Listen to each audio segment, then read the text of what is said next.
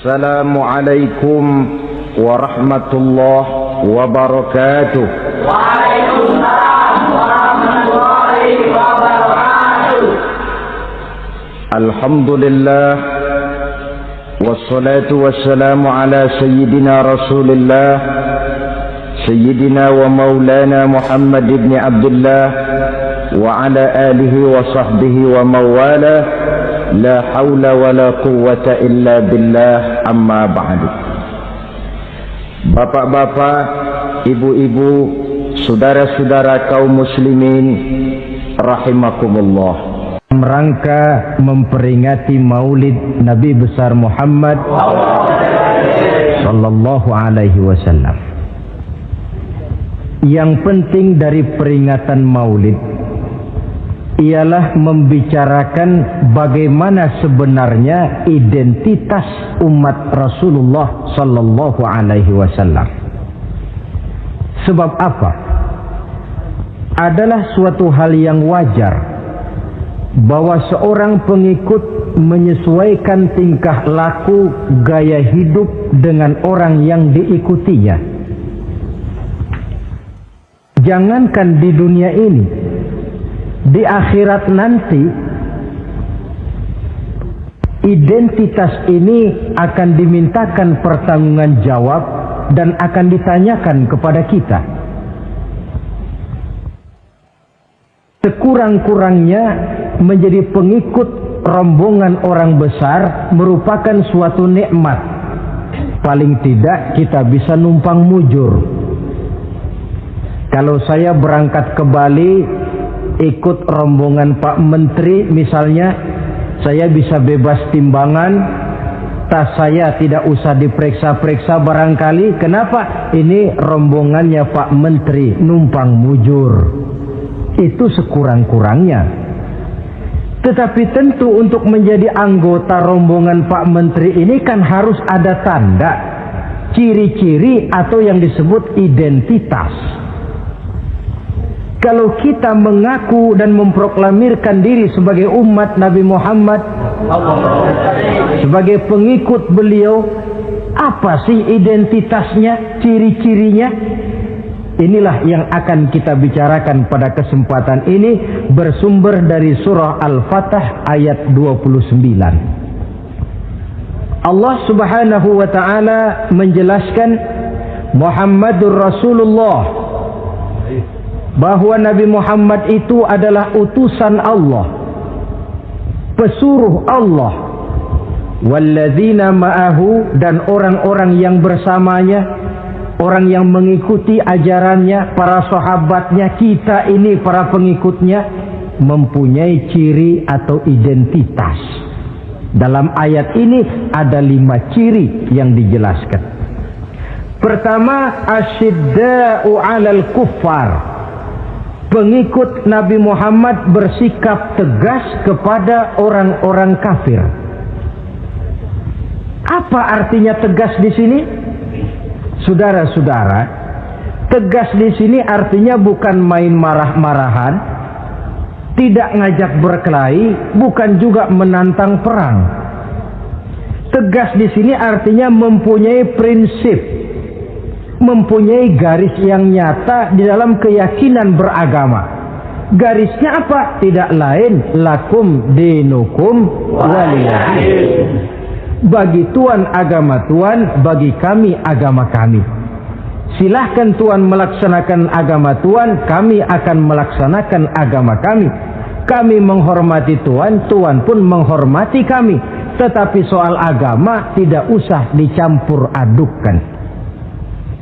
Identitas semacam ini perlu kita tegakkan kembali. Sebab apa?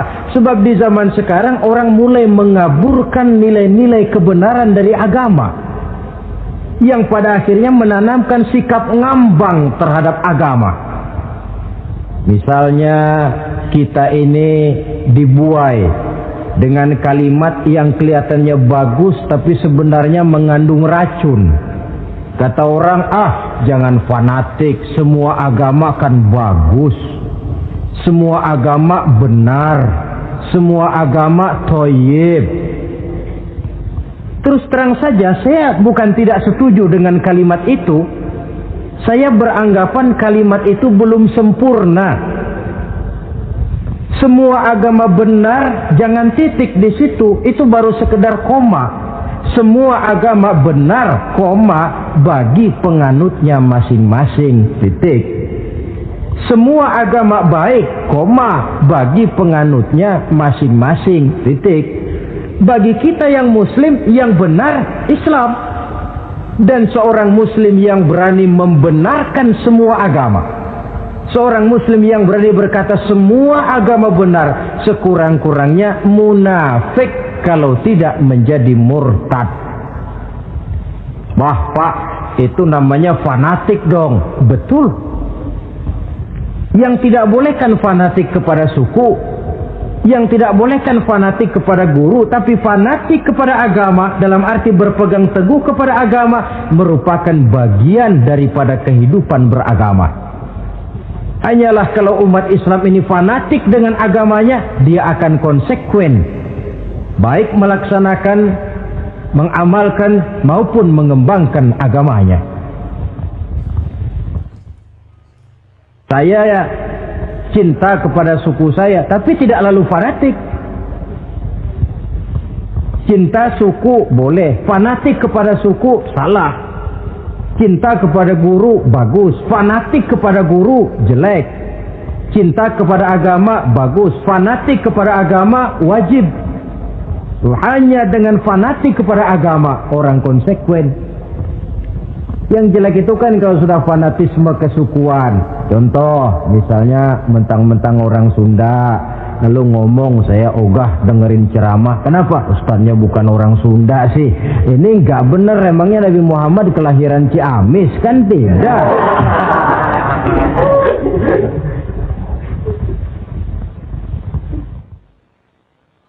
Toleransi ada tempatnya, tetapi tidak menyangkut masalah-masalah ritual, tidak menyangkut masalah-masalah ibadah. Soal bikin jalan umum, mari bersama saudara-saudara kita yang lain agama membangun puskesmas, mari bersama-sama menjaga keamanan, mari sama-sama. Tapi kalau sudah menyangkut masalah ibadah, kembali kita kepada prinsip lakum dinukum waliyadin. Bagi Tuhan silahkan melaksanakan agama Tuhan, kami pun akan melaksanakan agama kami. Silahkan menyebarkan agama, tetapi jangan kepada orang yang sudah beragama. Ini batas toleransi. Jangan menyebarkan agama kepada orang yang sudah beragama. Maka dalam sejarah sudah dibuktikan, alhamdulillah, kalau kita mau objektif menilai sejarah, ketoleransian umat Islam itu sudah dibuktikan oleh fakta sejarah. Tetapi tanpa harus mengorbankan nilai-nilai akidah, keyakinan-keyakinan yang harus kita jaga dan kita pertahankan. Taruhlah kita sekarang masih disanggup berkata dan berpendirian semacam itu. Anak kita, keturunan kita, generasi yang akan datang, jikalau ditanamkan rasa ngambang terhadap agama, lambat laun akan makin tipis nilai-nilai religius itu melekat di dalam jiwanya. Dan akibatnya akan rawan kemajuan macam apapun, modernisasi macam apapun, kalau sudah terlepas dari kaitan kehidupan beragama, tidak akan banyak menolong untuk mensejahterakan umat manusia. Asyidda'u 'alal kuffar, bersikap tegas kepada orang-orang kafir. Ini sikap yang pertama, identitas yang pertama. Yang kedua, ruhama'u bainahum, kasih sayang kepada sesama mereka. Kalau kepada orang kafir tegasnya bukan main, tapi kembali ke dalam, kembali kepada sesama muslim, kasih sayang setengah mati. Saling asah, saling asih, saling asuh, saling mengalah buat kepentingan yang lain. Ini sudah dicontohkan dalam sejarah ketika Rasulullah dan para sahabat hijrah ke Madinah. Orang Madinah yang menyambut kedatangan orang Makkah itu kan disebut Ansor. Betul apa betul? Lah orang Makkah ini yang hijrah ke Madinah disebut kaum muhajirin. Apa orang Madinah menyambut kedatangan orang Mekah itu mentang-mentang orang asli Madinah lalu tolak pinggang? Kamu kemari pendatang ya, awas jangan bertingkah. Tidak. Masing-masing malah mencari saudara. Karena apa? Persaudaraan dalam Islam diikat dengan akidah. Artinya ini dari manapun orang datang, apapun warna kulitnya, bahasa apapun yang dia pakai, jikalau akidahnya sama, dia saudara kita. Hadirin, terus terang saja ya.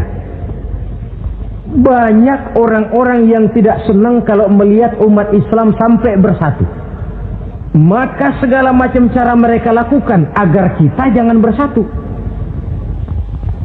Terang-terangan menghantam Islam, tidak mungkin orang berani. Kenapa? Saya pikir sebodoh-bodohnya umat Islam dia masih fanatik sama agamanya. Dia masih sanggup bilang, mas gue emang gak sembayang, tapi agama gue lu hina, gue bacok lu. Itu kan positif, fanatisme agama namanya. Maka orang menghantam Islam itu lalu gak berani terang-terangan. Caranya, belajar dari Van der Plas, belajar dari Snokor-Gronya. Mau menghantam Islam, masuk ke tengah-tengah umat Islam. Pakai peci, kalau perlu pakai sorban, pakai sorban. Tidak bisa assalamualaikum, latihan assalamualaikum. Hantam Islam dari dalam. Caranya, kalau perlu dibuatkan merek-merek Islam. Yang mereknya Islam tapi tujuannya bikin kacau dalam Islam. Muncullah yang namanya Islam ingkar sunnah. Muncul yang namanya Islam sejati. Islam. Mereknya Islam, tujuannya bikin kacau dalam Islam. Kalau dia sudah mengkafirkan orang lain yang tidak sepaham dengan dia, tidak mau bermakmum kepada orang yang sepaham dengan dia. Kalau cara ini tidak kena, mereka putar lagu lama. Apa lagu lama itu? Lagu khilafiyah.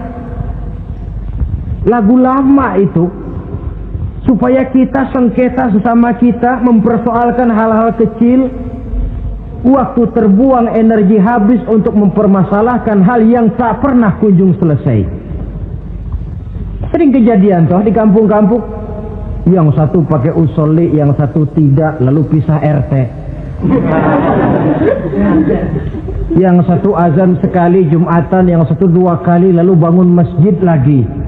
Yang satu kunut, yang satu tidak, asah golok. Persoalan yang semacam ini sampai kiamat tidak akan kunjung selesai. Oleh karena itu potensi yang besar ini tidak tersalurkan dengan wajar karena kita centang perenang di dalam, tidak pandai menjaga kesatuan dan persatuan sebagai modal dasar untuk berbuat yang lebih baik. Adalah lebih baik kita ini mencari titik-titik persamaan dan bukan memperbesar pola perbedaan. Ruhama'u bainahum, kasih sayang sesama mereka. Imam Ghazali memberikan contoh, kun kal yadain wala takun kal uzunain. Hai umat Islam, hiduplah kamu seperti 2 tangan. Saling asah, saling asih, saling asuh, saling mengalah buat kepentingan yang lain. Coba lihat 2 tangan kita, rukunnya bukan main. Kalau tangan kanan maju ke depan, kata yang kiri, oke, saya mengalah. Dia mundur ke belakang. Kiri di depan, kata kanan, sekarang giliran saya ngalah. Dia mundur ke belakang. Akhirnya kita jalan lenggang. Enak nggak dilihat orang? Coba kalau nggak ada yang mau ngalah. Tangan kanan ke depan, kata yang kiri, gue juga bisa. Dia ke depan lagi. Depan kayak robot kita jalan. Lalu mekanisme kerjanya, tangan kanan kerjanya bagus-bagus toh. Salaman tangan kanan, tanda tangan tangan kanan, hitung duit tangan kanan, ambil kue tangan kanan. Kiri nggak pernah protes, tahu posisi. Memang tugas saya bidang pembersihan. Ya pembersihan saja dilakoni. Artinya apa ini? Yang satu dengan yang lain saling memperkuat walaupun komposisinya berbeda. Dicontohkan dalam perjalanan kehidupan sahabat Nabi. Sahabat Nabi yang paling terkenal itu 4 orang. Sayyidina Abu Bakar, Sayyidina Umar bin Khattab, Sayyidina Utsman bin Affan, Sayyidina Ali bin Abi Thalib. 4 sahabat ini kalau kita lihat komposisinya, keahliannya lain-lain. Coba, ada Sayyidina Abu Bakar, ini sahabat merangkap mertua. Kalau bahasa sekarang, Abu Bakar ini disebut kiai diplomat. Kiai karena beliau orang alim, diplomat karena pandai bersiasat, ahli politik. Kemampuan berpolitiknya digunakan buat kepentingan agama. Sebab siapapun yang berpolitik untuk kepentingan agama, tentu kita doakan. Tetapi siapapun yang jual agama untuk kepentingan politik, kita juga berdoa. Cuma tentu doanya lain dengan yang berpolitik buat agama tadi. Saudara hadirin yang saya hormati, ada Umar bin Khattab. Ini kalau bahasa sekarang disebut imam jenderal ini. Imam tapi jenderal, jenderal tapi imam. Kenapa imam? Karena dia mampu memimpin jamaah di masjid. Kenapa jenderal? Karena dia sanggup memimpin tentara di medan perang. Kegagahannya, keberaniannya, keperkasaannya digunakan membantu perjuangan Rasul. Ada Utsman bin Affan, santri ekonom. Kenapa santri? Karena dia orang kaya. Kenapa ekonom? Karena dia pengusaha bergerak di bidang bisnis. Keuntungan usahanya untuk membantu perjuangan Rasul. Ada Ali bin Abi Thalib, tokoh muda tapi intelek. Masih muda tapi rela mengorbankan nyawa demi keselamatan Rasul di malam hijrahnya. Alangkah nikmatnya umat Islam ini kalau punya kiai diplomat, imam jenderal, santri ekonom, pemuda intelek yang masing-masing bekerja sama menunjang untuk kepentingan agama. Ruhama ubainahum, kasih sayang di antara sesama mereka. Mobil, kenal mobil nggak? Ya. Mobil itu baru bisa jalan dengan baik kalau seluruh onderdilnya kompak. Kalau yang satu sudah merasa dirinya lebih penting dari yang lain, alamat mobil udah deket mogok. Misalnya yang jadi bensin nyombong, kalau nggak lantaran saya nggak bakalan jalan nih mobil. Bannya denger, sombong. Kata ban, sombong kamu bensin. Apa kamu kira kamu saja yang penting? Saya tersinggung, kata ban, lalu kempes. Kira-kira kalau ban kempes jalan nggak mobil? Begitulah umat ini. Kayak satu bangunan, ada yang jadi jendela, pintu, tiang, genteng dan sebagainya. Tetapi satu sama lain hendaknya saling memperkuat. Kalau tidak, kita ini pernah diramalkan oleh Nabi, yushiku an tada'a alaikumul umam kama tada'al akalatu ala qas'atiha. Satu saat akan datang di tengah-tengah kamu di mana keadaanmu waktu itu seperti makanan di meja makan. Coba bayangkan, menurut Rasul satu saat kondisi umat Islam akan seperti makanan di atas meja. Yang barat mau makan, yang timur mau santap, yang selatan mau ganyang, yang utara mau injak-injak. Satu saat kondisi umat Islam akan seperti itu. Heran sahabat, ya Rasulullah, kok kita bisa dikepung begitu rupa? Iya. Apa pada waktu itu jumlah kami sedikit ya Rasulullah? Tidak, kata Rasul. Bal antum yawma idzin katsir. Jumlahmu pada waktu itu banyak, besar, kamu mayoritas. Cuma sayang, kata Nabi, walakinnakum ghusaa'un ka ghusaa'is sail. Tetapi keadaanmu waktu itu seperti busa di lautan. Banyak tapi centang perenang. Banyak tapi tidak punya daya dan kekuatan. Dipermainkan gelombang lautan, dihempaskan ke tepian pantai tanpa punya makna dan arti. Mayoritas tapi nasibnya ironi. Lantaran apa ini? Kita tidak pandai menjaga kesatuan dan persatuan. Prinsip ruhama ubainahum, kasih sayang di antara sesama mereka, belum bisa kita wujudkan. Oleh karena itu, hadirin yang saya hormati, Identitas yang kedua ini mari kita tegakkan, menggalang kesatuan dan persatuan untuk kejayaan agama yang kita cintai. Soal posisi silahkan berbeda, soal profesi silahkan berbeda, tetapi hendaknya perbedaan ini tidak menyebabkan persimpangan tujuan. Satu sama lain saling memperkuat. Identitas yang kedua, bahwa kita sudah diikat dengan akidah, tidak oleh ras, warna kulit, suku, bahasa, oleh akidah. Satu kali orang sudah syahadat, dia adalah saudara kita. Sudah lewat masanya di mana kita umat Islam ini dikotak-kotakan, dan sudah datang waktunya di mana kita bersatu, saling menunjang, saling membantu, sehingga dengan demikian terwujudlah satu masyarakat yang diikat dengan nilai-nilai akidah. Ini yang kedua, kasih sayang kepada sesama muslim. Satu badan itu kalau yang satu sakit, yang lain kan akan ikut merasa sakit. Saudara jalan tengah malam, ibu jari tersandung batu, meletak. Begitu ibu jari tersandung batu, kontan, darah keluar, mulut bilang aduh, kepala ikut pusing, nggak pakai diundang. Solidaritas sosial yang terjadi secara reflektif. Tidak ada ibu jari tersandung mulutnya malah ngomel, rasain lo. Masa nyumpain badan sendiri, kan tidak mungkin. Tapi ini yang terjadi, kita lihat. Akibat apa? Tidak terwujudnya solidaritas sosial yang bersifat refleksif tadi. Nah, inilah saudara-saudara identitas yang kedua. Yang ketiga sekarang, pengikut Nabi Muhammad sallallahu alaihi wasallam itu cirinya yang ketiga, tarahum ruk'an sujjada. Engkau lihat mereka ruku dan sujud, mendirikan solat. Ini identitas, ciri. Di akhirat nanti akan diperiksa dengan seadil-adilnya. Siapa? Saya, Pak. Saya siapa?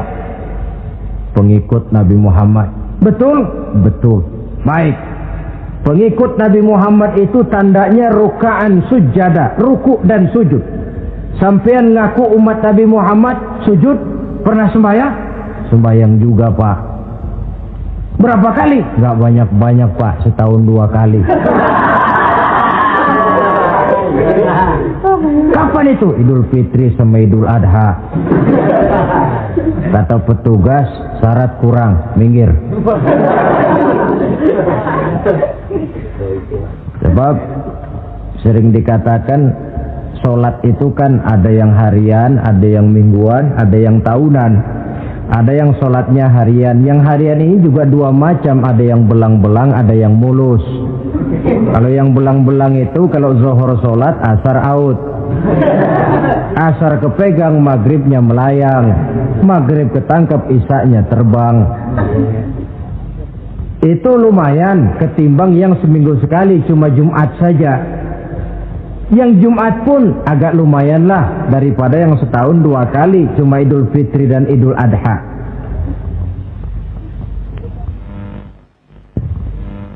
Tetapi bagaimanapun juga sholat ini memang merupakan keperluan dalam kehidupan kita. Ciri identitas yang memperkaya kepribadian. Pengikut Nabi orangnya ruku dan sujud. Sehingga di zaman sahabat tadi kondisi mereka digambarkan kalau siang seperti kuda perang, tetapi kalau malam seperti pendeta. Maksudnya apa? Di medan perang mereka gagah, tapi kalau sudah ruku dan sujud bukan main khusyuknya. Ruku dan sujud. Dengan kata lain, ciri pengikut Nabi Muhammad orangnya mendirikan sholat, Nah, masalahnya sekarang apa perlunya sholat dalam kehidupan kita? Yang jelas dia untuk menggembirakan Allah kok. Se-ASEAN orang tidak ada yang sholat, Allah tidak akan berhenti jadi Tuhan. Manfaatnya akan kembali kepada kehidupan. Nah, apa perlunya sholat dalam kehidupan kita? Ada beberapa hal yang bisa kita angkat ke permukaan tentang perlunya sholat ini. Jadi sholat itu perlunya kita, sehingga suatu saat nanti kita tidak lagi berkata saya wajib sholat, tapi kita akan berkata saya perlu sholat. Apa perlunya sholat dalam kehidupan kita? Pertama, sholat itu membuat orang rendah hati, tidak melonjak menjadi angkuh dan sombong. Yang kedua, sholat itu membuat orang tahu diri. Yang ketiga, sholat itu mendatangkan ketenangan jiwa dan ketentraman batin lantaran orang punya sandaran vertikal kepada Allah. Sehingga agama menekankan benar ini, bukan cuma untuk kita, tapi juga anak kita, keturunan kita. Sehingga Nabi mengajarkan, ajari didik anak-anakmu sholat pada umur 7 tahun. Kalau umur 10 tahun mereka sudah berani meninggalkan sholat, pukul. Bukan dengan tujuan menyakiti, tapi mendidik anak supaya disiplin dengan sholatnya. Kayaknya kita yang hidup di zaman serba modern ini, soal anak mau sholat atau tidak, kayaknya orang tua itu, kalau istilah anak sekarang, cuek-cuek aja. Jarang yang mengadakan inspeksi, pengecekan anaknya sudah sholat apa belum, lalu sholatnya disiplin apa tidak. Jarang yang memberikan sugesti dan rangsangan supaya anaknya mendirikan sholat. Saya jarang mendengar orang tua muslim yang berkata, nak, kalau kau hafal Fatihah dengan artinya bapak beliin sepatu baru. Nak, kalau kau hafal juz amma, bapak beliin sepeda. Sugesti untuk hal-hal yang bersifat agama sangat langka. Tapi kalau sudah hal-hal yang bersifat umum, wah, nah, kalau kamu lulus nanti SD ya, kita piknik ke Tangkuban Perahu, lulus SMP tur ke Bali, lulus SMA piknik ke Singapura. Rangsangan dan dorongan, baguslah itu. Tetapi alangkah akan lebih bagusnya jika untuk hal-hal yang bersifat agama kita pun sanggup memberikan sugesti, rangsangan dan dorongan kepada anak-anak kita. Sehingga sejak kecil mereka sudah terbiasa dengan sholat. Sejak kecil mereka sudah disiplin dengan sholatnya. Sebab kalau tidak, kayu itu kalau mau dibengkokkan pada saat dia masih kecil. Kalau sudah besar baru mau dibengkokin, repot kayu itu. Membentuk orang soleh itu harus dimulai sedini mungkin. Karena itu salah satu fungsi solat Allah jelaskan, inna sholata tanha 'anil fahsya wal munkar. Bahwa solat yang dikerjakan dengan betul mampu mencegah manusia dari perbuatan yang keji dan munkar. Jadi dengan kata lain orang yang disiplin dengan solat, terpeliharalah dirinya dari perbuatan yang keji dan munkar.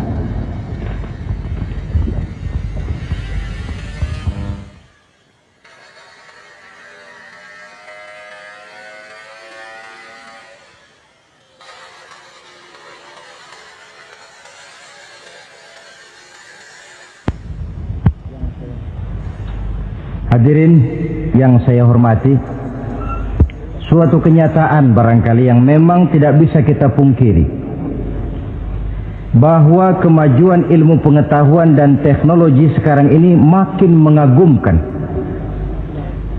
Dunia seolah-olah telah dirombak oleh manusia dari sebuah daerah kosong menjadi gedung-gedung pencakar langit yang tinggi. Orang sudah bertandang ke bulan, dan dalam beberapa tahun mendatang boleh jadi akan bertandang pula ke planet-planet lainnya.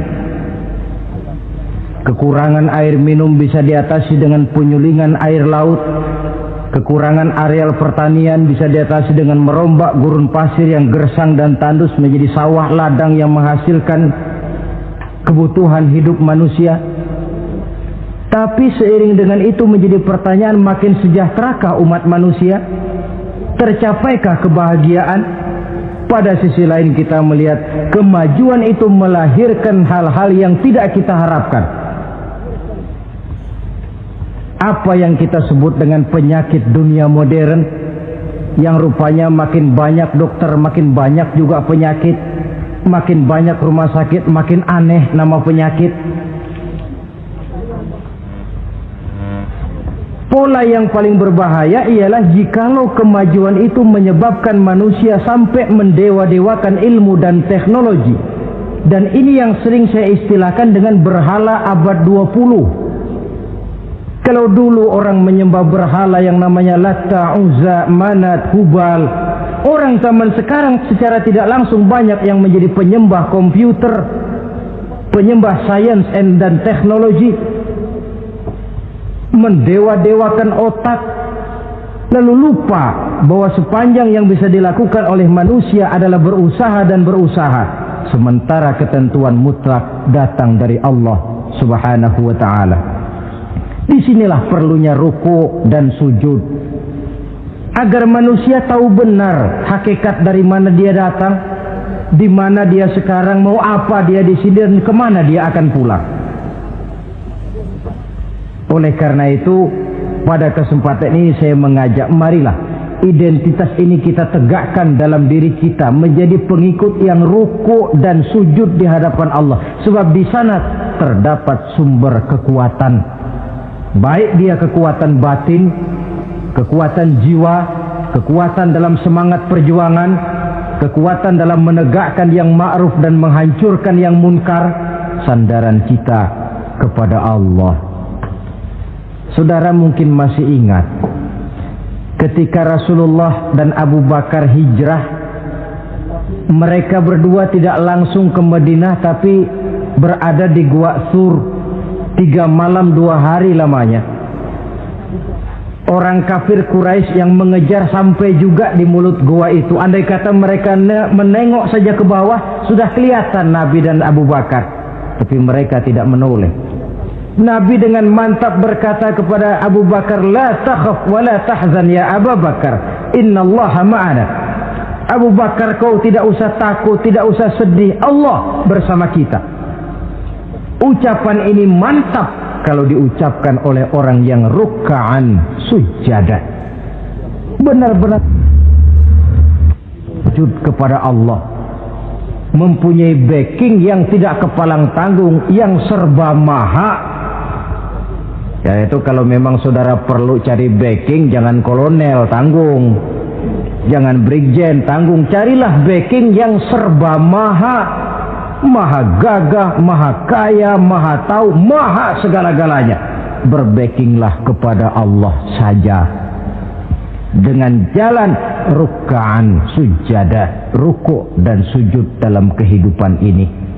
Ini identitas yang ketiga. Yang keempat sekarang, pengikut Nabi itu apa tandanya?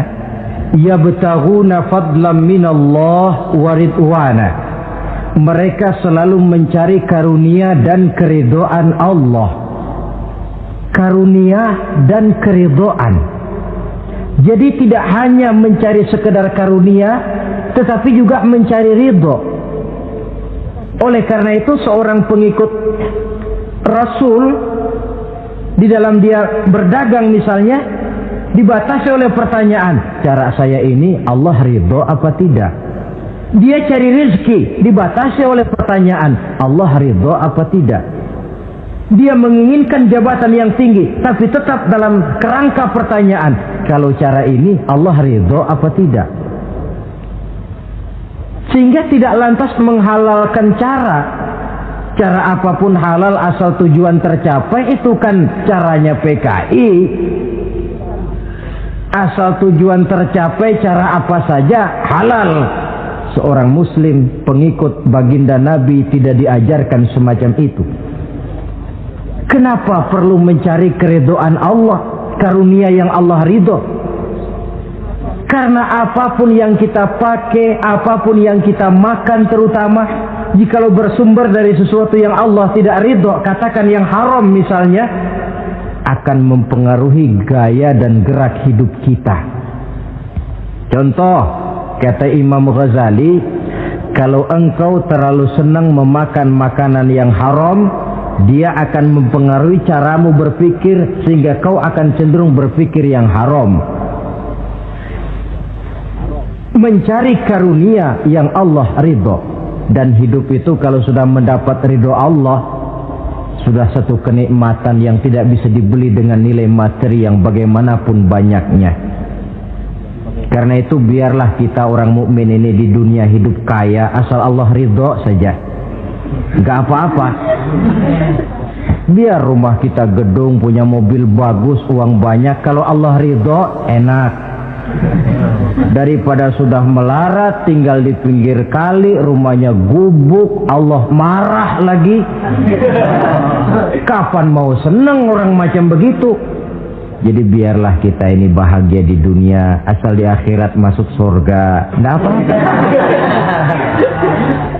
Mencapai kebahagiaan di dunia dan di akhirat. Cari karunia Allah sebanyak-banyaknya. Karena memang bumi dan segala fasilitasnya diperuntukkan bagi manusia. Dan karunia Allah itu ada dimanapun kita pergi. Dahulu ketika turun perintah hijrah, sebagian sahabat berpikir-pikir, kalau saya hijrah ke Madinah, di Madinah mau makan apa saya? Ini Mekah kan jelek-jelek, kampung sendiri. Umpama kepepet ngutang-ngutang dikit orang masih percaya lah, kalau ke Madinah ngutang sama siapa? Takut dia kalau hijrah ke Madinah tidak dapat makan. Allah memberikan jaminan, qul li'ibadiyalladzina amanu inna ardi wasi'ah fa iyaya fa'budu. Katakan kepada mereka Muhammad, hai hamba-hambaku yang beriman, bumiku ini luas. Di Mekah kau makan, hijrah ke Madinah juga kau akan makan. Apalagi hijrahmu karena membela agama. Jangan karena membela agama kau takut kelaparan. Artinya apa? Karunia Allah itu ada dimanapun. Kalau kita mau berusaha, tetapi jangan lupa usaha itu harus yang Allah ridho. Kalau sekedar hasil usaha cara apapun boleh, ya dapat. Tetapi tanpa ridho, semuanya tidak akan membawa ketenangan, ketentraman, dan kebahagiaan. Allah itu kan maha pengasih, tidak pilih kasih katanya. Artinya apa? Semuanya Allah kasih. Orang kalau mau berusaha dapat. Itu logika. Sunnatullah kata kita, hukum alam kata orang. Kalau mau berusaha mesti dapat. Tetapi kasih sayang Allah ini tidak diberikan kepada setiap orang. Kalau pengasihnya berlaku kepada semua orang, mau kafir mau beriman, kalau berusaha dapat. Itu Rahman namanya. Tapi Allah tidak cuma Rahman, Allah juga Rahim, maha penyayang. Bedanya apa? Orang yang dikasih itu belum tentu disayang. Tetapi kalau disayang mesti dikasih. Kalau tidak dikasih tentu ada pertimbangan lain untuk kepentingan kita. Misalnya anak kita baru kelas 1 SMP, datang, Pak beliin motor buat sekolah. Kita lalu menilai anak ini nggak ada motor saja kadang-kadang jarang sampai ke sekolah, apalagi dibeliin motor, bisa dari rumah berangkat ke sekolah nggak sampai.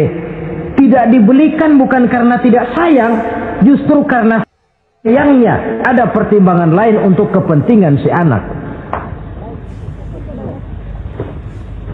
Tetapi kadang-kadang anak sendiri berpikirnya lain. Bapak katanya sayang, minta dibeliin motor saja tidak dibelikan. Dia menilai orang tuanya tidak sayang, padahal justru sayangnya lalu tidak dibelikan. Begitulah satu contoh kecil dari keridhaan Allah ini. Jika Allah sudah memberikan ridhonya kepada kita, segala yang kita mau diberikannya. Kalau tidak juga diberikan, tentu ada manfaatnya untuk kemaslahatan kita. Allah maha tahu. Misalnya orang mengeluh, saya akan sembahyang rajin, ngapa rezeki seret bener sih? Apa saya berhenti lagi sholat? Allah lebih tahu. maslahatnya. Barangkali potongan kayak kita ini kalau diberikan rezeki banyak sedikit lalu berhenti ke masjid. Rezeki lu segini aja dah, lu jadi rajin ke masjid. Ada manfaatnya buat kepentingan kita. Mencari karunia yang Allah ridho. Dalam alam yang terbentang luas ini karunia Allah terhampar luas. Tinggal kita mencari, dan untuk mencari itu diperlukan keahlian. Keahlian hanya timbul karena pendidikan. Makin ke depan persaingan hidup makin tajam tanpa membekali diri. Terutama generasi kita yang akan datang, anak-anak kita. Boleh jadi mereka akan tersudut ke pojok-pojok kehidupan untuk kemudian lebih banyak jadi penonton daripada sekedar pemain. Dan kerugian akan kembali kepada kita. Karena itu cari karunia Allah sebanyak-banyaknya, tapi dengan garis bawah yang Allah ridho. Sekali lagi, carilah karunia Allah sebanyak-banyaknya dalam kehidupan ini, tetapi dengan menggarisbawahi yang Allah ridho. Inilah identitas yang keempat. Yang kelima sekarang, identitas yang terakhir, simahum fi wujuhihim min atharis sujud. Di muka mereka ada tanda bekas sujud. Ini pengikut Rasulullah sallallahu alaihi wasallam. Bekas sujud, iya. Apa bekas sujud itu? Apa jidatnya hitam kebanyakan sujud? Mungkin. Karena rajin sujud lalu berbekas. Boleh jadi, tapi soal hitam di jidat sih gampang digosok-gosok. Yang terpenting asarus sujud di sini dalam bentuk sikap mental. Apa sikap mental yang saya maksud? Orang yang rajin sujud itu lalu membekas dalam kehidupannya. Pengaruh sujud. Apa pengaruh sujud? Karena rajin sujud timbul ikhlasnya. Sudah berbuat, yang penting itu Allah. Orang lain mau tahu atau tidak, orang lain mau puji atau tidak, yang penting Allah. Sebab kalau sudah dia usolli fardal maghribi Allahu Akbar, dia tinggalkan dunia dan seluruh isinya. Naik dia menghadap Allah. Selamat tinggal sebentar dunia, nanti saya balik lagi. Yang ada cuma dia dan Allah dalam dialog langsung. Timbul keikhlasan, terjemahannya dalam kehidupan. Berbuat tanpa pamrih, tidak suka menepuk jasa dan menghitung jasa. Sebab biasa orang itu kalau sedang perang tidak sempat ngaku jadi pahlawan, tapi kalau perang sudah selesai nggak kenal bedil ngaku pahlawan. Kalau perang sedang berkecamuk, jarang yang mengaku pahlawan. Kalau sudah perang selesai, masing-masing nepuk dada. Seorang yang ikhlas, seorang yang berbuat tanpa pamrih, dan ini pengaruh sujud dalam kehidupan. Lalu apalagi timbul jujurnya. Kenapa?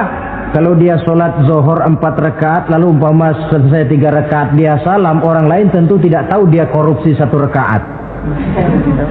Tapi kenapa tidak dia lakukan? Ada Allah sih yang tahu. Timbul kejujuran, disiplin murni yang berakar dari hatinya sendiri. Lalu apa lagi? Kesabaran. Dilatih lewat sholat. Kalau belum selesai 4 rakaat, jangan berhenti sholat isya umpamanya. Dan banyak lagi pengaruh-pengaruh asarus sujud. Ini di dunia. Di akhirat nanti kata Nabi, inna ummati ya'tuna yaumal qiyamah ghurran muhajjalin min asaril wudu. Umatku di hari kiamat nanti akan datang menghadap Allah dengan muka berseri-seri dari sebab air wudu. Mukanya bersinar-sinar karena di dunia rajin wudu. Sehingga barangkali di akhirat nggak perlu ngaku-ngaku kita. Ya Rasulullah, saya umatmu, tidak perlu. Rasulullah lihat sendiri, wah ini mukanya bersinar-sinar. Ta'ali ummati, umatku sini, umatku sini. Kalau di dunia rajin kena air wudu. Ya rajin wudu artinya kan rajin sholat. Masa ada orang wudu aja nggak sholat, kan model. Kalau muka tidak pernah tersentuh wudu, kalau muka tidak pernah sujud, teriak-teriak kita mengaku, ya Rasulullah saya umatmu ya Rasulullah. Kata Rasulullah, nggak ada umat saya yang dekil kayak sampean.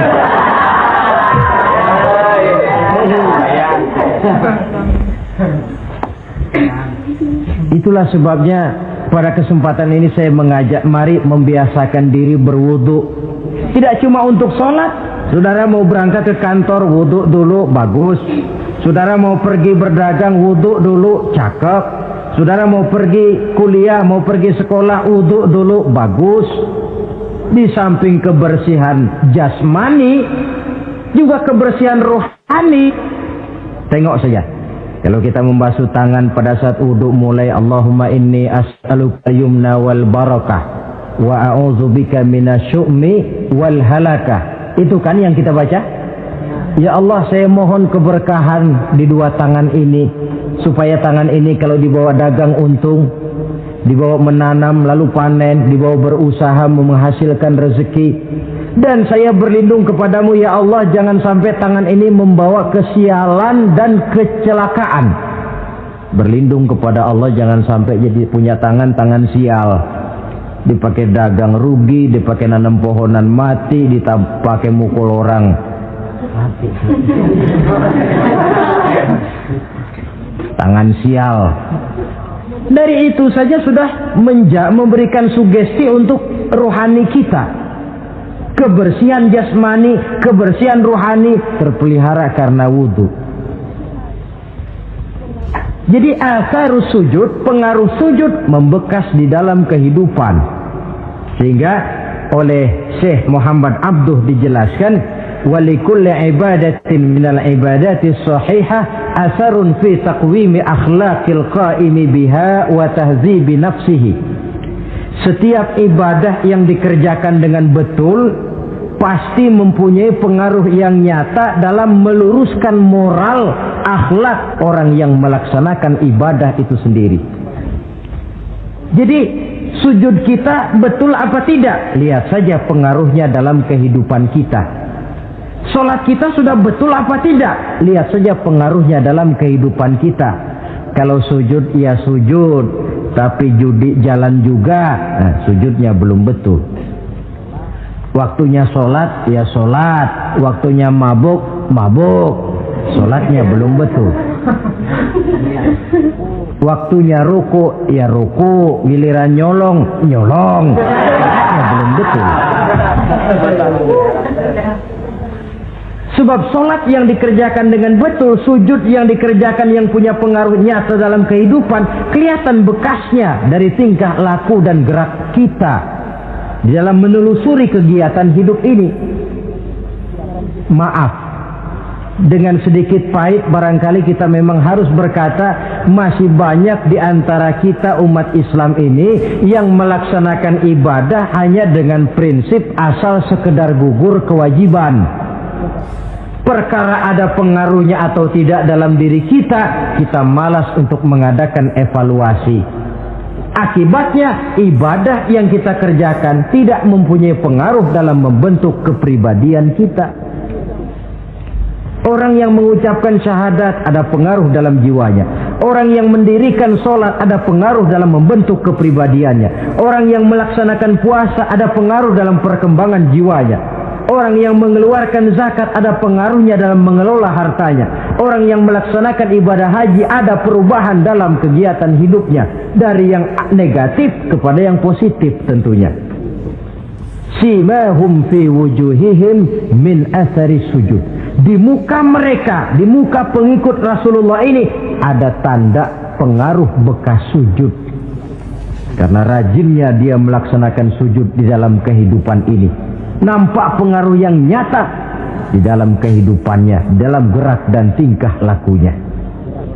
Saudara hadirin, ma'asyiral muslimin rahimakumullah. Inilah 5 identitas yang harus kita tegakkan jikalau kita mau jadi umat yang konsekuen. Tidak sekedar bangga-banggaan menyandang titel umat Nabi, apalagi konon mengharapkan syafaatnya di akhirat nanti, padahal sebagai pengikut kita tidak menyesuaikan diri dengan yang kita ikuti. bagaimana mau mengharapkan fasilitas yang namanya syafaat? Bahwa syafaat pertolongan Rasul itu ada, tetapi fungsinya kan ibarat orang punya kain, syafaat itu nambel. Saudara punya kain, sobek-sobek sedikit, ditambel oleh yang namanya syafaat. Salat kurang sedikit, ditambel oleh syafaat. Sodakoh ada campur riya sedikit, tidak karena Allah sedikit, syafaat. Jadi kalau punya kain sobek ada syafaat. Lah kalau kainnya tidak punya, yang mau ditambel apanya? Sholat tidak, puasa tidak, di akhirat aman dah dapat syafaat. Tentu terlalu berlebihan, terlalu optimis mengharapkan sesuatu yang kita memang tidak punya modal dasar untuk memperolehnya. Baiklah ya, kesimpulan. Pertama, sebagai pengikut kita harus menyesuaikan diri dengan yang kita ikuti. Identitas. Suatu umat hanya akan berwibawa, hanya akan dihitung dan dipandang orang kalau dia tegak dengan identitasnya. Kalau macan sudah kehilangan sifat galaknya, orang tidak takut lagi kepada macan. Dan kalau kambing sudah kehilangan sifat jinaknya, banyak orang takut miara kambing. Kalau umat Islam sudah kehilangan identitasnya, dia akan menjadi umat yang kehilangan wibawa dan tidak pernah ditakuti oleh musuh-musuhnya. Seenaknya saja orang mengacak-acak kehidupan kita sebagai umat kalau tidak punya identitas. Yang kedua, kesimpulan yang kedua, identitas itu bisa kita ringkaskan. Pertama, tegak dengan keyakinan inna dina indallahil Islam. Menumbuhkan fanatisme agama dalam arti berpegang teguh kepada agama. Menempatkan toleransi pada tempatnya yang wajar. Tidak mencampur adukan semua agama. Tegas di dalam mempertahankan akidah. Kemudian yang ketiga, perlu menegakkan solidaritas sosial yang bersifat reflektif untuk menegakkan wibawa kita sebagai umat, supaya potensi dari umat yang mayoritas ini dimanfaatkan oleh umat itu sendiri. Kalau tidak, kita cuma akan menang jumlah saja, menang bilangan, kuantitas yang tanpa kualitas. Dan kalau ini yang terjadi, nasib kita akan seperti buih di lautan. Banyak, tapi kata orang kampung cuma menang groyokan. Tidak punya daya dan kekuatan, dicampakkan orang ke kiri dan ke kanan, hanyut oleh arus. Bukan menciptakan arus, tapi malah hanyut oleh arus. Bukan menciptakan model, tapi malah mengikuti model. Bukan menciptakan irama tersendiri, malah diatur oleh irama orang lain. Ini yang menyebabkan ironi. Tegaklah dengan kesatuan dan persatuan, dengan lebih memperbanyak mencari titik-titik persamaan dan bukan memperbesar titik-titik perbedaan. Yang keempat, rukuk dan sujud sebagai sandaran vertikal kepada Allah. Selama kita umat ini masih rajin rukuk dan sujud, selama itu pula nilai optimisme masih ada dalam jiwa dan diri kita. Ya Allah, persilahkan orang memperlakukan kami sesuka hatinya, tapi kami yakin ya Allah, Engkau tidak akan mendiamkan. Satu saat pertolonganmu mesti datang. Itu akan mantap kita ucapkan kalau kita melaksanakan rukuk dan sujud. Tertimpa tangga, jatuhnya sakit, ketimpa tangga lagi, musibah yang beruntun. Rukuk dan sujud sebagai sandaran vertikal. Yang kelima, karunia Allah dan keredoan Allah jangan dipisah. Cari karunia sebanyak-banyaknya, tetapi dalam batas-batas yang diridhoi Allah. Sebab kalau tidak, karunia itu akan makin membuat kita jauh dari Allah. Ilmu karunia itu. Tapi kalau tidak diri Allah, Nabi ingatkan, man izdada ilman wa lam yazdad huda lam yazdad minallahi illa bu'da. Orang yang bertambah ilmu tapi tidak bertambah hidayah, dia hanya akan semakin jauh dari Allah. Jauh dari Allah menimbulkan kegersangan dalam jiwa, kepanasan dalam hati, sehingga jauhlah kita dari ketenangan hidup. Karunia yang Allah ridho, dan Islam melarang umatnya untuk berpangku tangan menunggu keajaiban dari langit. Berusaha, berikhtiar, berdoa, lalu bertawakal kepadanya. Yang terakhir, hendaknya ibadah yang kita kerjakan dievaluir, ditinjau kembali apa pengaruhnya dalam kehidupan kita.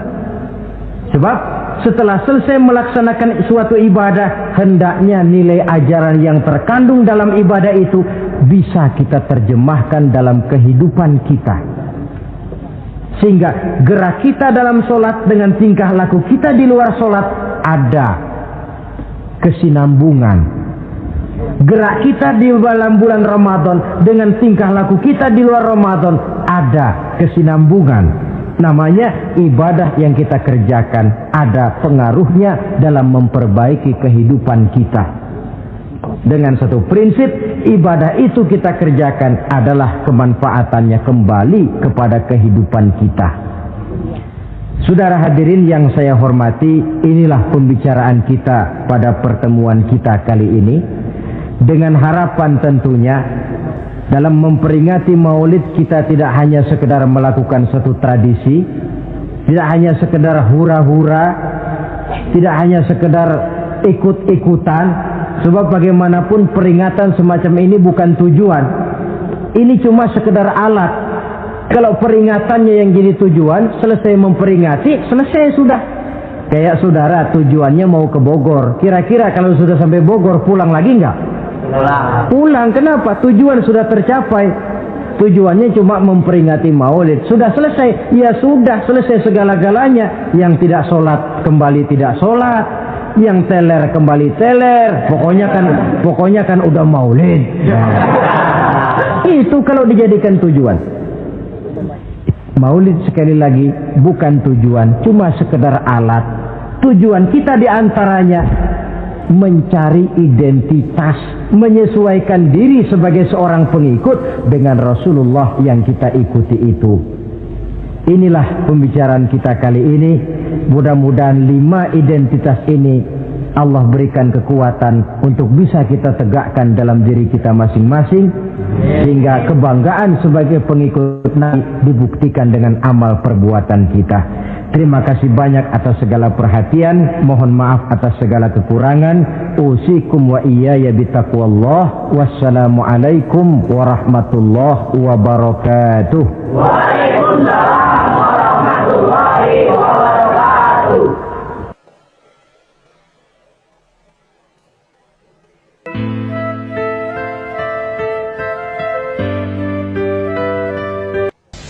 Bapak-bapak, ibu-ibu, saudara-saudara kaum muslimin rahimakumullah.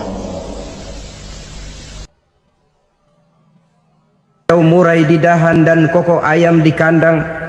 Dunia ini penuh dengan berbagai macam kesibukan. Sejak dari petani yang turun ke ladang, pedagang yang berangkat ke pasar, pelajar yang menuju sekolah, sampai kepada pegawai yang berangkat ke kantor, seluruhnya tidak lain untuk mencari sesuatu yang bernama bahagia. Setiap orang menginginkan kebahagiaan, dan tidak seorang pun menginginkan kesengsaraan dalam kehidupan ini. Namun nyatanya tidak setiap orang yang ingin bahagia mengetahui jalan yang harus ditempuhnya untuk sampai kepada kebahagiaan itu. Maka pada kesempatan pertemuan kali ini, saya ingin menyampaikan sebuah hadis dari junjungan kita baginda Nabi besar Muhammad sallallahu alaihi wasallam yang termuat dalam kitab Mukhtarul Ahadits An-Nabawiyah, di mana beliau bersabda, arba'un min sa'adatil mar'i. Ada 4 perkara yang merupakan tanda dari orang bahagia. Saya mau tanya, di antara saudara-saudara yang hadir di sini, apa ada yang kepengen jadi orang sengsara? Ya. Seluruhnya tentu ingin mendapatkan kebahagiaan. Maka menurut resep dari Nabi kita, tanda orang bahagia itu 4. Jadi kalau saudara ingin bahagia, harus mempunyai 4 perkara ini. Yang pertama, orang bahagia itu kata Nabi, darun wasi'un. Punya rumah biar bagus asal gede. Enak ngaturnya daripada sudah punya rumah kecil, adanya di pinggir kali, gubuk, kalau hujan bocor, miring lagi, kiamat. Loh, kalau gitu Islam materialis dong. Hadis ini boleh diartikan dengan makna hakiki, arti yang sebenarnya. Boleh diartikan dengan makna majazi, arti kiasan. Kalau dia diartikan dengan arti kias, maka yang dimaksud darun wasi'un ay qalbun wasi'un. Rumah yang luas tidak lain daripada hati yang lapang. Karena di situ kunci kebahagiaan yang sebenarnya. Walaupun kita cuma tinggal di petak berukuran 2 kali 3 meter, kalau hati kita luas rasanya rumah itu. Tapi biar rumah kita halamannya saja puluhan ribu hektar, ada kolam renangnya, kamar tidurnya tidak lagi terhitung. Kalau hati yang menempati rumah itu sempit, maka akan terasa sempit jugalah rumah itu. Tempat bergantungnya tidak lain adalah hati. Marilah kita mencoba melihat berbagai pandangan orang tentang bahagia ini. Ada orang menyangka bahwa bahagia itu kalau dia mendapatkan harta yang sebanyak-banyaknya. Siapa yang banyak harta, dialah raja. Apa yang dia mau, seluruhnya bisa dibeli. Keamanannya, dia bisa menyewa petugas. Seluruh fasilitas untuk menyenangkan kehidupannya bisa dibeli. Pendeknya, hartalah segala-galanya dalam kehidupan. Sampai ada pepatah mengatakan, innad darahima fil amakini kulliha taksur rijala mahabatan wa jalala.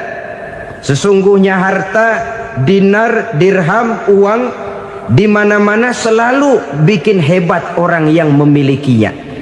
Coba lihat, orang yang punya duit sama yang enggak punya duit, jangan gaya hidupnya, gaya jalannya aja lain. Wahia lisanun liman arada fasahatan, wahia silahun liman arada qitala. Uang adalah senjata yang paling ampuh bagi orang yang mau pergi perang, dan lidah yang paling fasih bagi orang yang mau bicara. Kalau bicara dengan lidah macet, cobalah bicara dengan harta, lancar. Sampai ada pepatah demikian, segalanya bisa diatur dengan harta. Maka di kalangan orang yang berpandangan semacam itu, seluruh kegiatan hidupnya hanya terfokus kepada bagaimana mengumpulkan harta yang sebanyak-banyaknya. Tidak peduli halal haram, tidak kenal sore pagi siang dan malam, tidak sempat sujud, jauh dari agama, jauh dari kehidupan yang bersifat ruhaniyah, jauh dari Allah dan sebagainya. Sampai dalam Al-Quran dikelompokkan dalam kelompok yang dinamakan lumazah. Allazi jama'a malahu wa addadah yahsabu anna malahu akhladah. Mereka mengumpul-ngumpulkan harta sebanyak-banyaknya dan menyangka bahwa harta yang banyak itu dapat mengekalkan hidupnya, mengekalkan kekayaannya, mengekalkan kebahagiaannya. Saudara hadirin yang berbahagia, kalau pandangan hidup ini benar, artinya kalau harta memang merupakan satu-satunya hal yang dapat membuat orang bahagia, tentu di rumah mewah tidak akan pernah ada tangis derita. Tentu di satu tempat di mana fasilitas hidup serba menunjang, tidak ada yang namanya penderitaan. Tapi suka dan duka, sedih dan gembira, senyum dan tawa adalah milik setiap orang, baik dia punya harta maupun dia tidak punya harta. Nyatalah bahwa harta semata-mata bukan merupakan jaminan bahwa orang akan bahagia. Walaupun tanpa harta orang sulit untuk bahagia. Saya mau cerita, ada orang super kaya. Namanya Aristotle Onesius, Raja Tanker Yunani. Dia punya kapal tanker saja konon sampai 11 banyaknya. Punya perusahaan penerbangan yang disebut Olympic Airlines. Punya hotel di berbagai kota besar di dunia ini, sejak dari New York, London, Paris, Rome dan sebagainya. Bahkan punya pulau yang dia namakan Pulau Scorpio. Ini kan namanya sudah kaya nggak tanggung-tanggung, punya pulau. Nah, dia punya 2 orang anak, yang satu laki-laki namanya Alexander, yang satu perempuan namanya Maria Onesius. Seluruh harapannya tertumpah kepada anak lakinya Alexander ini, yang akan meneruskan usahanya, meneruskan kekayaannya, meneruskan dinastinya. Apa yang terjadi? Ternyata anak yang dia harapkan yang bernama Alexander ini mati muda dalam kecelakaan pada waktu dia olahraga. Apa olahraganya? Namanya olahraga anak orang kaya, golongan jet set. Olahraganya olahraga pesawat terbang.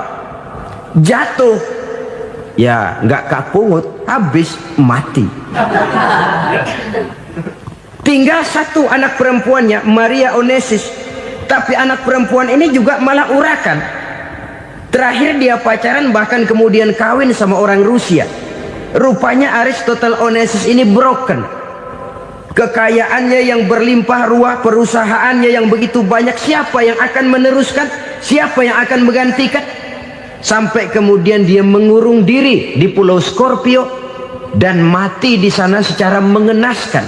Seorang multi jutawan, seorang yang super kaya, mati menyendiri di pulau sepi. Ibarat kata pepatah, anak ayam mati di lumbung.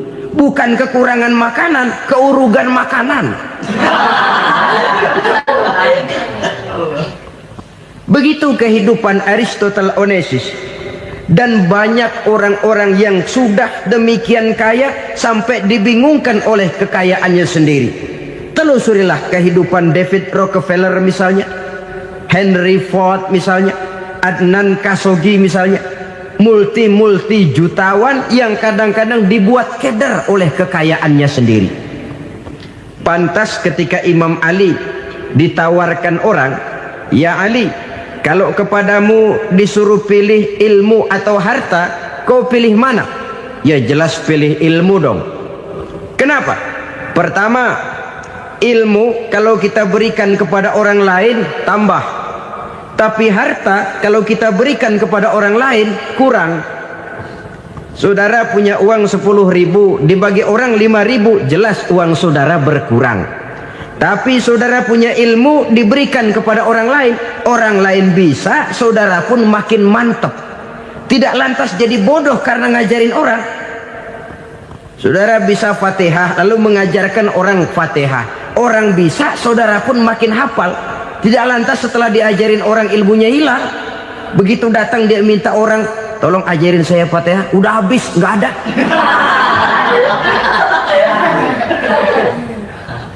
Yang kedua kata Imam Ali, ilmu menjaga kita. Kalau harta kita yang harus jaga. Makin banyak ilmu makin terpelihara diri seharusnya. Tetapi makin banyak harta makin bingung kita jaganya. Sampai kadang-kadang kalau perlu seluruh keliling rumah dipasangi alarm. Belum cukup disewakan anjing besar-besar, pasang di depan pintu, awas anjing galak. Masih belum cukup juga, cari centeng tukang-tukang kepruk jaga rumah. Masih terasa belum aman, padahal rumahnya dikelilingi tembok besar. Di balik tembok ada pintu-pintunya tebal. Di balik pintu itu terbuka masuk kamar, kamar pun ada pintunya, pintunya pun kuat. Masuk ke dalam kamar ada lemari, lemarinya pun pintunya kuat, dikunci, kuncinya pun kuat. Tapi terhadap seluruhnya yang timbul cuma sekedar was-was saja. Kesimpulannya sekali lagi, tanpa harta orang memang sulit untuk bahagia.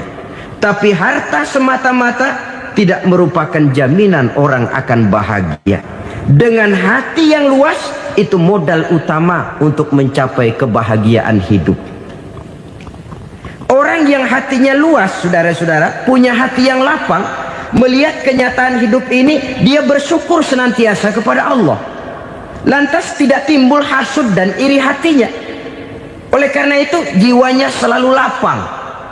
Kalau tidak, cupik hati namanya. Dangkal pandangan, tidak senang melihat orang lain dapat nikmat, dan itu sering dijadikan contoh. Kalau orang yang lapang dada, dia lihat tetangganya beli TV baru, dia berkata, alhamdulillah ya, tetangga kita beli TV, mudah-mudahan kita bisa ikut nonton. Lapang dadanya. Tapi orang yang sempit hati, lihat tetangga beli televisi, meriang. Enggak diapa-apain, meriang. Besoknya dengar tetangga beli motor, makin sakit, ke rumah sakit. Lalu di rumah sakit dengar tetangganya beli mobil, mati. Disiksa oleh perasaannya sendiri. Orang kalau hati sudah sempit dalam hidup, kemanapun dia pergi, sempit rasanya medan kehidupannya. Kemudian kita melihat juga ada orang yang menilai bahwa bahagia itu katanya kalau punya kedudukan yang tinggi, pangkat yang agung, wibawa yang besar. Mungkin betul, tapi mungkin juga tidak. Bergantung kepada hati orang yang punya pangkat itu. Sama dengan harta tadi. Harta akan membawa bahagia kalau dia jatuh ke tangan orang yang berhati lapang. Tapi harta akan jadi bencana kalau jatuh ke tangan hati orang yang sempit. Pangkat akan membawa bahaya kalau jatuh di tangan hati orang yang sempit. Lebih dari itu, kenyataan mengajarkan kepada kita bahwa ternyata pangkat dan jabatan tidak selamanya memberikan kebahagiaan dalam kehidupan. Bahkan resikonya kelewat besar. Beberapa bukti kita bisa ambil dari para pemimpin dunia yang menjadi korban lantaran pangkat dan jabatan yang disandangnya. Saudara ingat Presiden Abraham Lincoln dan John Kennedy dari Amerika? Dibunuh orang. Park Chung-hee dari Korea Selatan, Ziaur Rahman dari Bangladesh, Anwar Sadat dari Mesir, terakhir Indira Gandhi dari India, menjadi korban dari pangkat dan jabatan yang disandangnya dari orang-orang yang tidak senang dia memegang jabatan itu.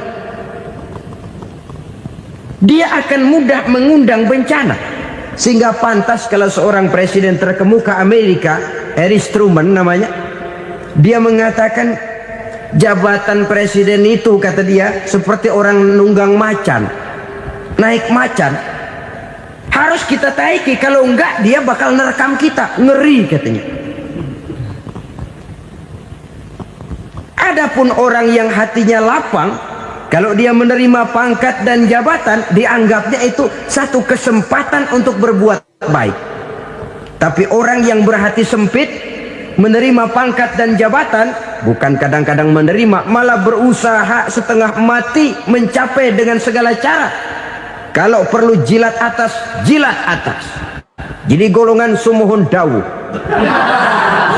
Jadi kelompok kulon nuwun, yes sir, yang kerjanya cuma oke bos. Kalau perlu jilat atas, jilat atas. Kalau perlu injak yang bawah, injak yang bawah. Perlu sikut kiri kanan, sikut kiri kanan. Yang penting pangkat dapat, jabatan dapat.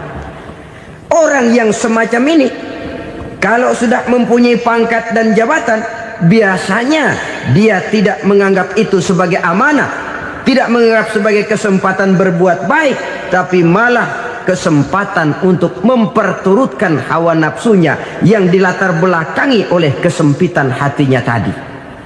Apalagi kalau orang memperoleh pangkat karena banyak mengeluarkan uang. Seakan-akan pangkat dan jabatan itu sekarang macam proyek, pakai tender. Siapa yang berani bayar segini naik, nggak berani minggir. Padahal logikanya, kalau orang mencapai satu jabatan karena banyak mengeluarkan uang, hampir bisa dipastikan bahwa setelah jabatan itu dia pegang, langkah pertama yang akan dilakukannya ialah berusaha bagaimana uang yang dia keluarkan supaya kembali. Ya paling kurang pulang modal dulu dong. Soal mikirin rakyat soal nanti, tapi ini modal harus pulang. Itu celakanya kalau orang memperoleh pangkat dan jabatan cuma karena banyak mengeluarkan uang. Jarang orang yang mempunyai keyakinan dan pandangan bahwa pangkat dan jabatan merupakan amanah. Jadi sekali lagi, pangkat dan jabatan mungkin saja membawa kebahagiaan kalau jatuh ke tangan orang yang berhati lapang. Tapi bisa jadi bencana kalau dia jatuh ke tangan orang yang mempunyai hati yang sempit. Dan lagi-lagi stresnya hati yang lapang. Lalu sebagian orang, saudara, ada yang berpandangan katanya bahagia itu kalau jadi orang terkenal, mempunyai popularitas, menjadi idola di kalangan remaja, di kalangan orang tua, di segala lapisan masyarakat. Padahal makin populer orang makin terikat dia. Ya kalau macam kita ini kan nggak punya nama, nggak populer, tengah malam buta mau nongkrong di warung Tegal aman. Tapi pangkat, jabatan, kedudukan, popularitas menyebabkan kita diikat dengan berbagai macam peraturan. Cuma mandi sama ke WC saja yang nggak dikawal.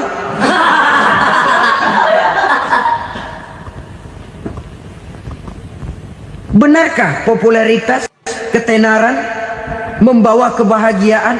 Mungkin, ya, tapi mungkin juga tidak. Kenapa? Banyak orang-orang populer yang mengakhiri hidupnya secara tragis. Kita ambil beberapa nama. Di Amerika tahun 60-an ada bintang seksi paling terkenal yang dijuluki sex bomb. Bom seks. Sampai sekarang jadi legenda, namanya Marilyn Monroe. Singkatan dobelnya itu inisialnya MM, Marilyn Monroe. Terkenal, top, sampai dia mati tahun 62, namanya sekarang masih saja dibicarakan orang. Kenapa dia bunuh diri? Tidak punya hartakah dia? Banyak. Kurang populerkah dia? Seluruh dunia mengenalnya. Sejak rakyat kecil sampai pejabat tinggi dia punya hubungan. Kenapa? Jenuh.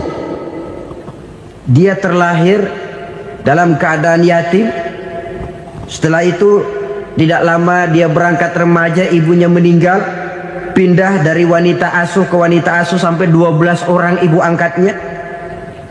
Dan kekecewaan yang paling parah, setiap laki-laki yang dekat dengannya hanya seperti kapal berlabuh, datang dan pergi silih berganti. Padahal dia merindukan seseorang yang bisa melindungi hidupnya. Dia rindukan itu dan dia tidak pernah menemukan. Itu yang akhirnya menyebabkan dia minum pil tidur kelewat dosis, minum obat tidur kebanyakan, ya tidur terus sampai sekarang.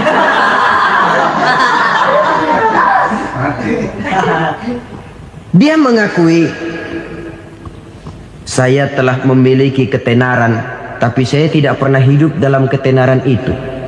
Saya pandai main sandiwara, tapi saya ingin hidup dalam alam yang real sebagaimana umumnya orang. Itu yang dia rindukan. Menyusul jejak yang namanya Marilyn Monroe ini, Billie Holiday, saudara kenal tentu, di rumah sakit dirawat. Dia juga minum obat overdosis, mati lagi. Jimi Hendrix minum obat tidur overdosis kelewat batas, mati lagi. Lalu yang menghanyutkan diri di danau, Janis Joplin dan Brian Jones, ini orang-orang populer, orang-orang terkemuka yang mengakhiri hidup secara tragis, bukan karena tidak terkenal, mungkin karena sudah saking terkenalnya. Contoh paling belakangan, Bruce Lee. Wah, ini tukang-tukang keprok tentu kenal siapa dia. Sampai sekarang pun tabir kematiannya masih merupakan misteri. Dan yang masih hidup juga menunjukkan gejala yang aneh. Michael Jackson, rumahnya di Beverly Hills itu dijaga sedemikian rupa, dan dia selalu curiga kepada setiap makanan harus steril, bersih dari segala macam kimia. Kemana dia pergi, itu tukang-tukang keprok sudah selalu menjaga dan mengawal, dan dia seakan takut menunjukkan mukanya yang asli. Hingga kalau tampil ke tengah di luar show, dia kadang memakai pakaian yang tidak menunjukkan dia yang sebenarnya, takut dikenali orang. Ternyata popularitas sering jadi momok yang meracuni kehidupan manusia. Oleh karena itu, benarlah junjungan kita pada saat beliau mengajarkan orang akan bahagia kalau dia mempunyai hati yang lapang. Nah, sekarang masalahnya untuk mendapatkan hati yang lapang, caranya bagaimana? Kita kembali kepada konsep Quran. Allah mengajarkan, ala inna bidzikrillahi tatmainnul qulub. Ketahuilah bahwa dengan banyak mengingat Allah, hati akan tenang, jiwa akan lapang. Dengan kata lain, dekat dengan agama, merasakan kehadiran Allah dekat dalam hidup, itu muara pertama untuk mencapai hati yang lapang. Ala inna bizikrillahi tatmainnul qulub. Jangan macam orang sekarang ingin mendapatkan ketenangan lalu tapak di puncak gunung, di gua-gua, di tempat sepi. Iyalah kalau nggak ada ular. Kalau tergigit ular berbisa, ketenangan belum, mati jelas itu. Islam positif untuk mendapatkan ketenangan. Ala inna bizikrillahi tatmainnul qulubi. Bahwa ketahuilah bahwa dengan banyak mengingat Allah, hati akan tenang, jiwa akan lapang, nuansa pikiran akan luas. Karena yang namanya bahagia ada dimanapun manusia berada. Di kampung ada bahagia, di kota ada bahagia, di ngarai, di lembah, di gunung, di hutan, di lautan, di angkasa luar, dimanapun bahagia itu ada kalau kita bermodalkan hati yang lapang ini. Dan hati akan lapang kalau kita dekat dengan agama. Dekat dengan harta buat sementara hati mungkin tenang, tapi ketenangan yang relatif dan temporer. Apalagi orang tiap kali tambah harta, tiap kali tambah rencana. Itu wajar. Mungkin sebelumnya saudara berpikir, kalau punya duit 5.000 enak nih. Begitu punya duit 5.000, aduh sayang kalau 10.000 aja. Tiap kali tambah harta, tiap kali lain rencana. Makin banyak rencana, makin menjauhkan kita dari yang namanya ketenangan. Padahal ketenangan merupakan unsur utama untuk mencapai bahagia. Dan ketenangan itu bermuara dalam hati manusia. Tengoklah kehidupan ini. Orang yang banyak harta dengan orang miskin, berbedakah rasa sakit yang mereka tanggungkan? Rasanya tidak. Walaupun si kaya tidur di kasur empuk berselimutkan sutra mahal, sementara si miskin meringkuk di balai bambu yang keras dan kasar. Apabila maut datang, dia juga tidak pernah pilih bulu. Maut datang menjemput si kaya di singgasana keemasannya, dikelilingi oleh para pengasuh, dayang dan inang serta para pengawal. Dan maut pun datang menjemput si miskin papa, sehingga ia tergelepar di tepian jalan. Kedua-duanya bernama mati. Kalau nyata bahwa sakit yang ditanggung si kaya tidak beda dengan sakit yang ditanggung si miskin. Bukan harta semata yang membuat orang bahagia. Hati yang tenang, jiwa yang lapang penuh kedamaian karena banyak berzikir dan mengingat Allah, itu merupakan modal utama untuk mencapai sesuatu yang bernama bahagia.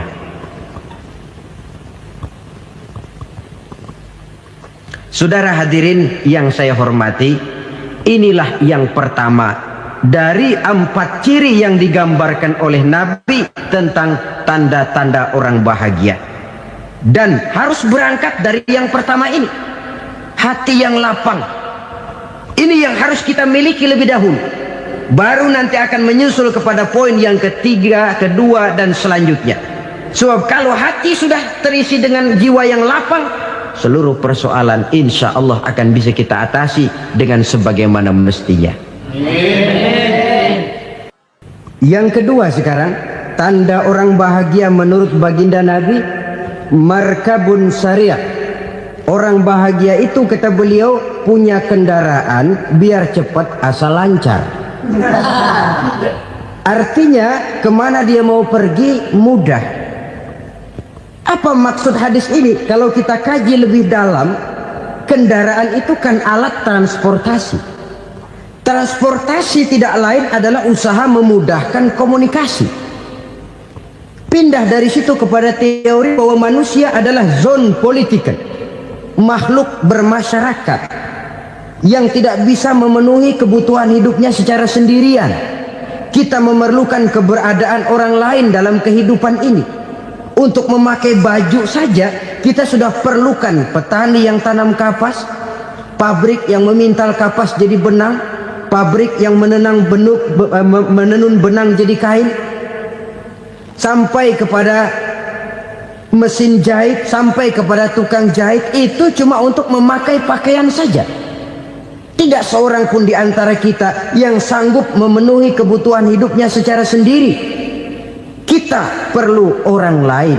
Maka kebebasan dalam arti mutlak, kebebasan tanpa batas, itu tidak mungkin ada dalam kehidupan. Karena kita mengadakan yang disebut interaksi sosial. Setiap kegiatan kita tentu melibatkan orang lain. Menurut kita barangkali kita bebas jalan di jalan raya semaunya, tapi orang lain berkendaraan pun merasa bahwa ini ada juga jalan haknya, dan begitu selanjutnya. Oleh karena itu, maksud dari kendaraan yang cepat ini adalah khulatuhu ma'as solihin. Lingkungan pergaulannya terdiri dari orang-orang soleh. Pergaulannya luas. Kemana dia pergi ada temannya. Kesulitannya ada tempat dia cerita. Dan kesulitan kalau sudah diceritakan kepada orang lain, taruh kata orang itu tidak bisa menolong, namun menceritakannya kepada orang yang kita percayai, kan paling kurang sudah mengurangi beban jiwa, mengurangi tanggungan batin, merasa masih ada tempat kita cerita. Maka lebih baik orang awam yang mau bergaul ketimbang orang setengah alim tapi ngunci pintu. Sebab nantinya akan timbul sikap picik, cupik pandangan, dan tidak luas menghadapi kenyataan dalam kehidupan ini. Namun yang harus kita garis bawahi, pergaulan memang mesti luas. Namun jangan sekali-kali lupa bahwa pergaulan sangat besar pengaruhnya dalam ikut membentuk kepribadian manusia. Sehari-hari bisa kita bilang, kalau kita dekat sama tukang minyak wangi, sekalipun nggak dibagi minyaknya, baunya tentu dapat. Betul? Tapi dekat sama tukang elas, walaupun nggak kena apinya, asapnya mesti kena. Kalau Syauqi mengatakan lebih jelas lagi, man asyaral asrafa asa musyarrafan wa muasyiral anzali ghairu musyarrafin. Awalam taral jildal hakira muqabbalan bisagri lamma sara jildal mushaf. Siapa yang bergaul dengan orang mulia, dia bakal ikut menjadi mulia. Tapi siapa yang berteman dengan orang hina, dia tidak bakal ikut menjadi mulia. Tidakkah kau lihat, kata Syauqi, kulit kambing yang hina pun dicium orang ketika menjadi kantong Quran. Kulit kambing hina Kalau dia sendirian gak ada yang mau cium. Tapi begitu dia bergaul dengan Quran, menjadi kantong Quran, dipakein minyak wangi, ditaruh di tempat yang tinggi, mau diambil dicium dulu, dibawa dengan penuh hormat dan hati-hati. Kulit kambing yang hina lantaran berteman dengan Quran numpang mujur. Tapi coba lihat kalau kulit kambing berteman dengan kayu, jadi beduk, habis. Zohor dikemplang, asar dipukul. Itu pun sedikit saja, cuma salah milih teman. Yang temannya Quran dihormati orang, yang temannya kayu lantaran jadi beduk, gelap-gelap subuh orang udah kemplangnya.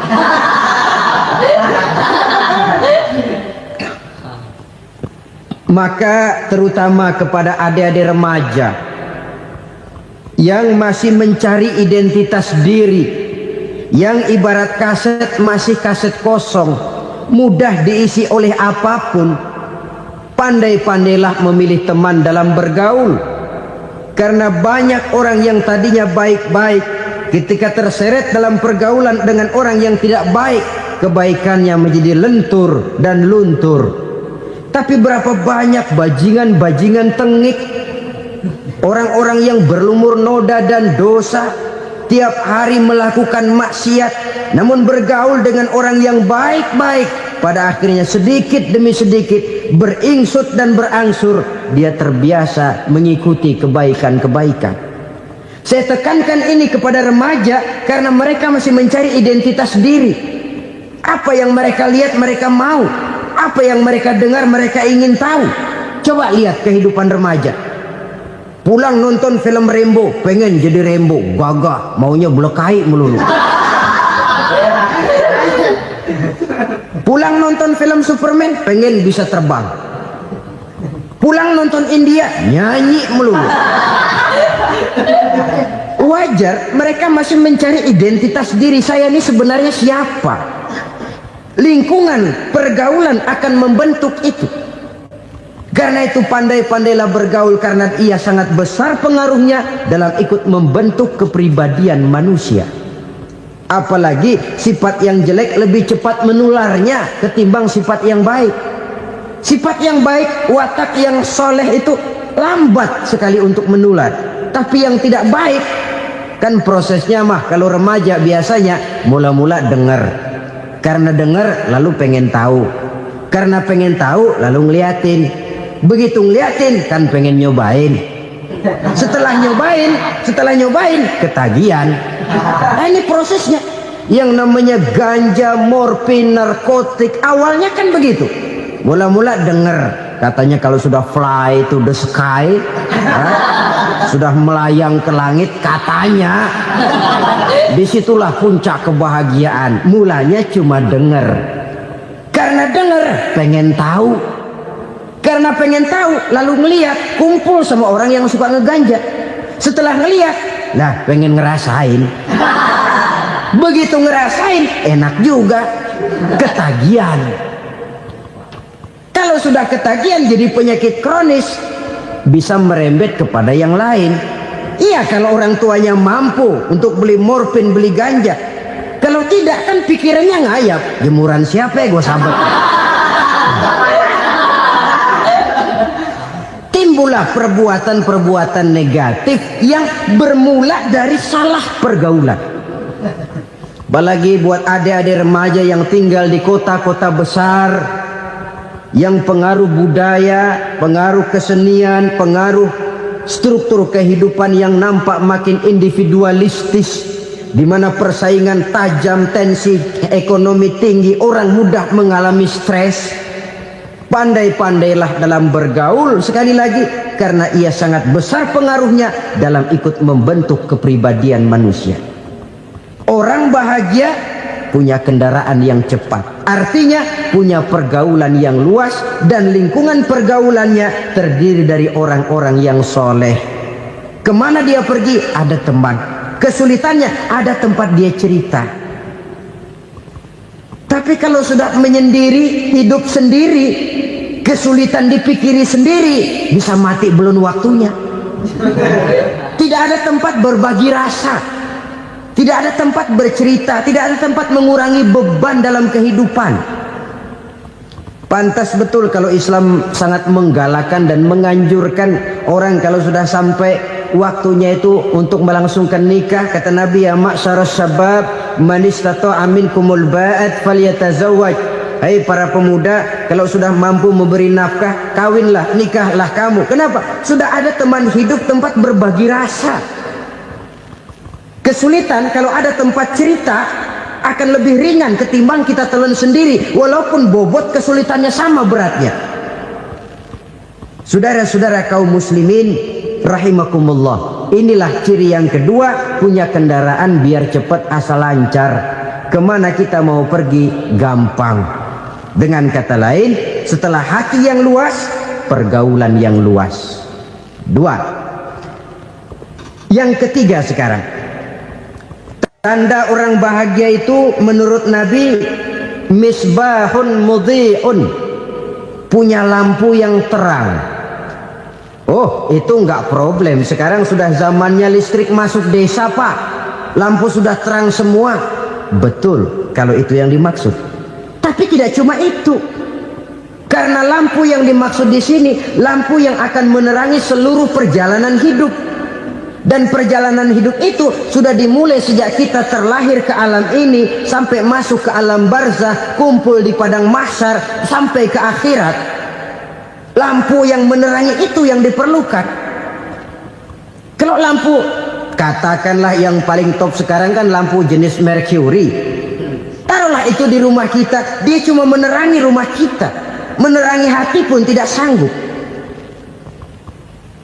Bila kita masuk ke alam barzah, alam kubur, sanggupkah si Mercury yang begitu terang menerangi alam barzah kita?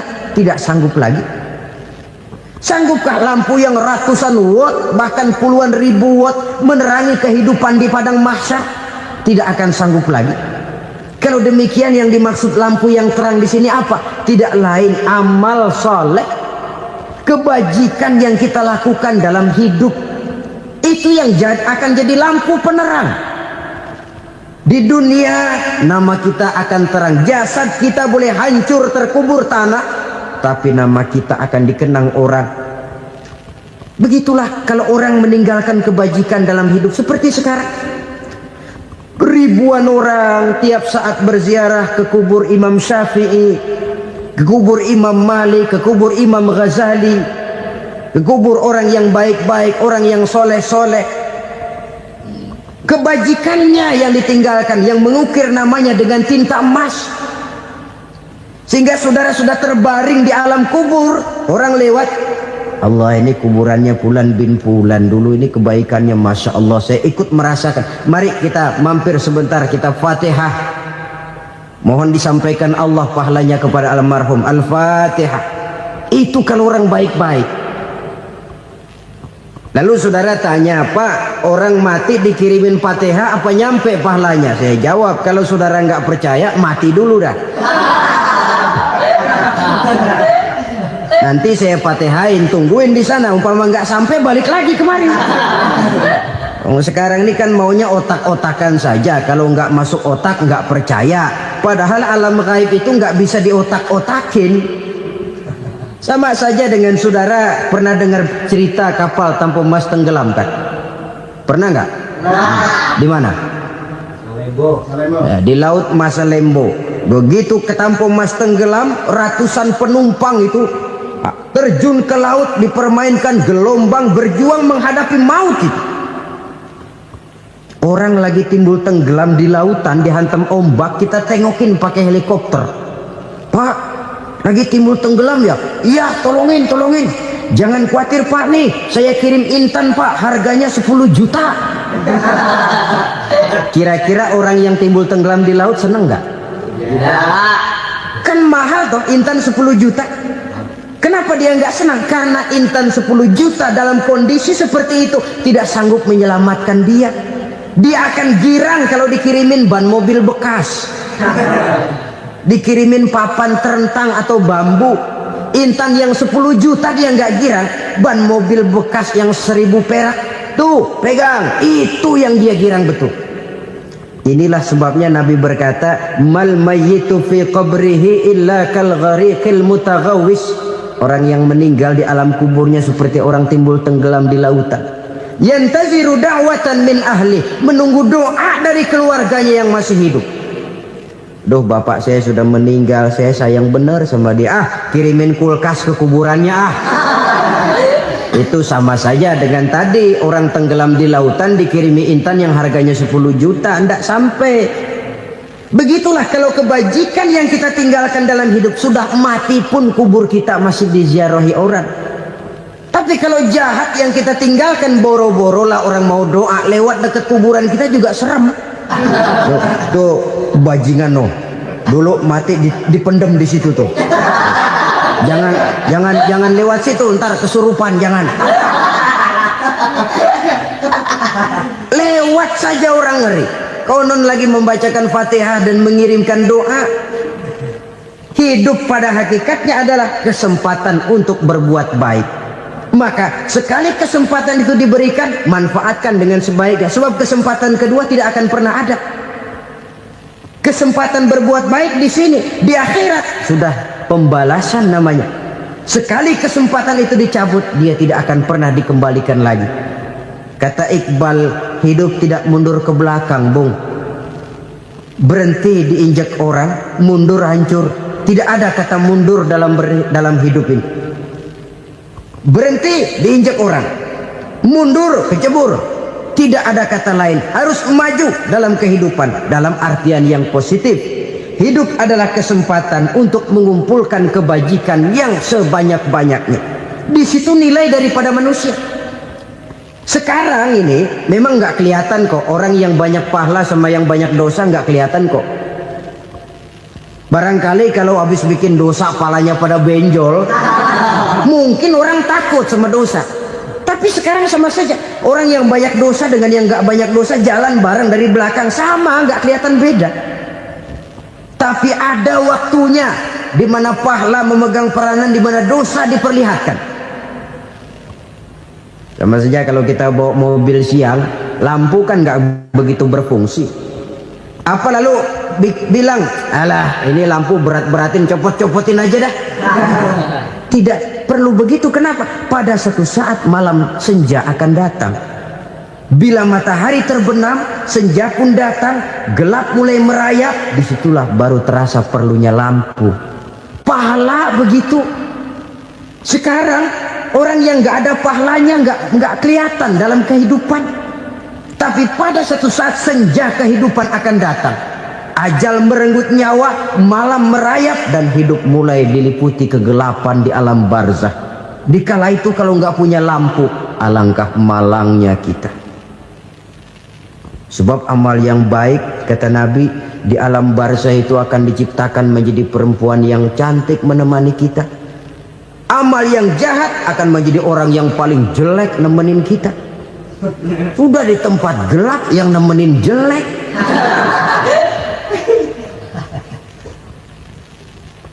Kaum muslimin rahimakumullah. Kalau demikian masalahnya, tergantunglah kita pandai memanfaatkan waktu. Al-waktu kasayf. Waktu itu cepat sekali. Yang namanya waktu itu tahu-tahu. Tahu-tahu udah tahun 87. Tahu-tahu udah begitu. Tahu-tahu yang kemarin anak-anak sekarang udah pada punya anak.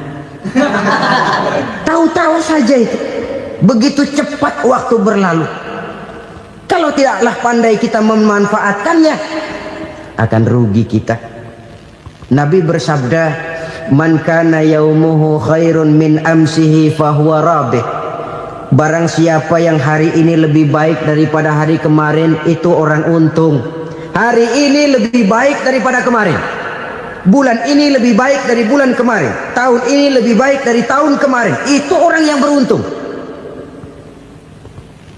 Tahun kemarin sembayangnya maghrib doang, sekarang udah tambah isya.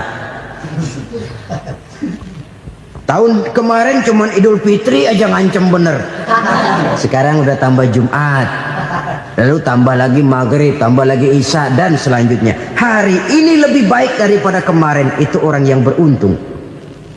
Wa man kana yaumuhu mislu amsihi fahuwa khasir. Lalu barang siapa yang hari ini sama saja dengan hari kemarin, itu orang rugi. Hari ini sama dengan kemarin, rugi itu. Bulan ini begitu, bulan kemarin begitu, tahun ini begitu, tahun lalu juga begitu. Rugi itu orang. Rugi apa? Rugi umur. Umur tambah, amalan gak pernah tambah. Dan saya pikir lebih merupakan azab ketimbang nikmat kalau orang dikasih panjang umur cuma untuk numpuk dosa.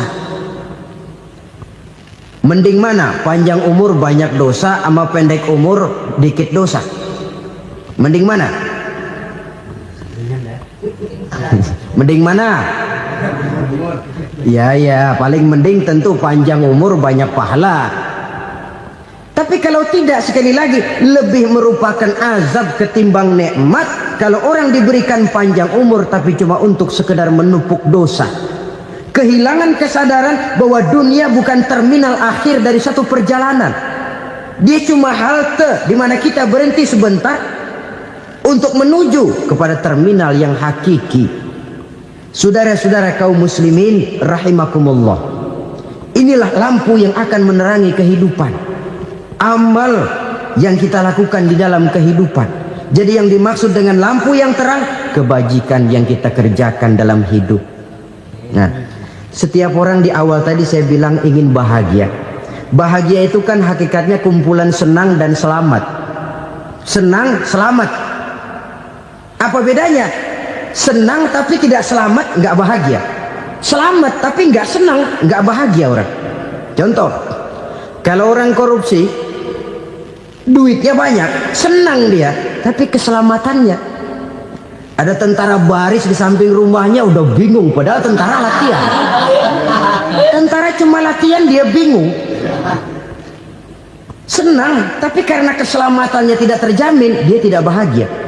Sebaliknya pegawai negeri jujur benar, cuma segaji-gajinya, selamat nggak korupsi, tapi melarat, ya nggak bahagia juga, kurang senang. Kesenangan dan keselamatan untuk dunia saja, ya sekali lagi, kalau cuma sekedar untuk dunia saja, bisa dibeli pakai uang. Bisa dibeli pakai uang. Saudara ingin selamat, bisa dibeli pakai uang. Saudara ingin senang, bisa dibeli dengan uang. Tapi setelah mati, masuk ke alam barzah, habis kekuasaan uang. Nggak bisa lagi beli keselamatan pakai uang, tidak mungkin lagi membeli kesenangan dengan uang. Di situ pahala yang megang peranan.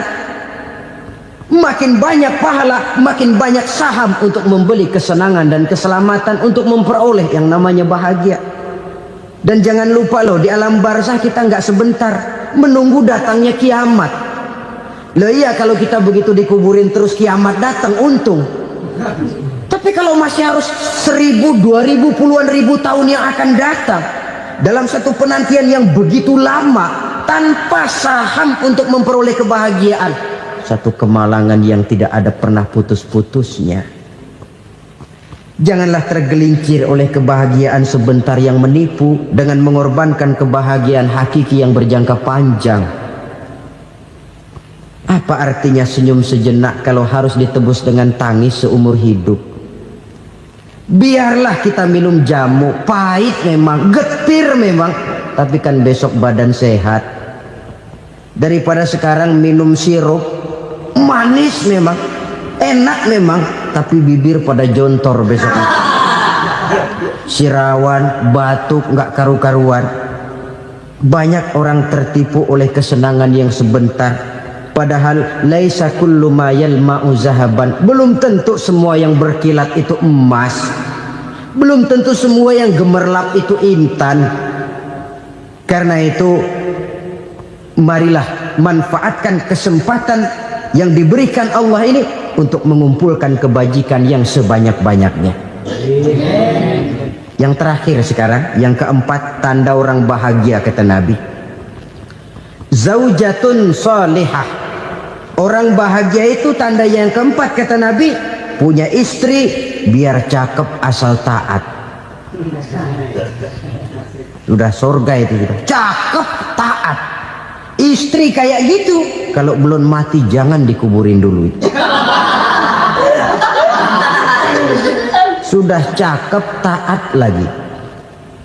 Tapi kadang-kadang enggak, udah jelek ngadat melulu. Apa yang mau dipilih? Sebab itu Quran mengatakan istri pakaian untuk suami, suami pakaian untuk istri. Kenapa suami istri diibaratkan pakaian? Alangkah tingginya gaya bahasa Quran ini. Suami istri teman hidup, hidup perjalanan panjang. Sejak kita dalam rahim sudah ada hidup kan di sini. Sampai ke alam dunia, masuk ke alam barzah, kumpul di padang mahsyar, sampai menuju akhirat, itu perjalanan hidup. Carilah istri atau suami teman hidup yang membawa manfaat tidak hanya kehidupan di dunia ini, sampai di alam barzah, sampai di padang mahsyar. Suaminya mungkin meninggal lebih dulu atau istrinya mungkin meninggal lebih dulu. Tapi suami atau istri yang masih hidup berbuat kebajikan. Suami saya meninggal, ada hartanya, saya sedekahkan, niat pahala untuk almarhum suami saya. Ini teman hidup. Tidak dibatasi dan tidak bisa dipisahkan oleh maut sekalipun. Zohirnya mungkin pisah, badannya mungkin pisah, tapi hatinya, jiwanya, kebersamaannya dalam menghadapi kehidupan. Karena itu, saudara-saudara, bahasa Quran indah. Suami istri diibaratkan seperti pakaian. Apa fungsi pakaian? Pertama, pakaian jadi kebanggaan. Artinya suami harus menjadi kebanggaan istri, istri harus jadi kebanggaan suami. Yang kedua, pakaian itu kan fungsinya menutup aurat. Artinya sesama suami istri harus saling menjaga kekurangan masing-masing. Jangan malah sesama suami istri saling membongkar rahasia dan aibnya sendiri-sendiri. Istrinya diceritain jeleknya di mana-mana, atau suaminya dibongkar rahasianya di pasar umum. Itu sudah tidak lagi berfungsi sebagai pakaian. Kenapa semua ini diperlukan? Karena kita menyadari bangsa yang baik terdiri dari masyarakat yang baik. Masyarakat yang baik merupakan susunan dari warga yang baik. Warga yang baik adalah terdiri dari rumah tangga yang baik. Dan rumah tangga yang baik merupakan susunan dari pribadi yang baik. Dari situ langkah dimulai. Membangun satu bangsa yang baik diawali dengan membangun rumah tangga yang baik, dengan menciptakan pribadi-pribadi yang baik. Sehingga dari sini diharapkan berkembanglah nilai-nilai kebaikan. Orang akan bahagia mempunyai istri yang soleh. Kenapa? Tidak ada seorang suami bisa sukses jadi apapun dia, apapun profesinya. Dokterkah, kiaikah, mubalikkah, petanikah, pengusahakah, pejabat tinggikah, tidak ada seorang suami yang bisa sukses tanpa peran serta istrinya. Walaupun memang peranan itu tidak begitu kelihatan, tapi sangat menentukan. Karena itu, saudara hadirin yang saya hormati, Islam sangat menghargai kaum wanita, memberikan kedudukan yang tinggi sepanjang tidak mematikan kodrat kewanitaannya. Nah, kalau sudah kesuksesan ini diawali dari rumah tangga, karier di masyarakat mudah untuk dikejar. Tapi keberantakan di rumah tangga merupakan kegagalan pertama di tempat lain. Nah, inilah saja yang dapat Al-Fakir sampaikan pada pertemuan kali ini. Terima kasih.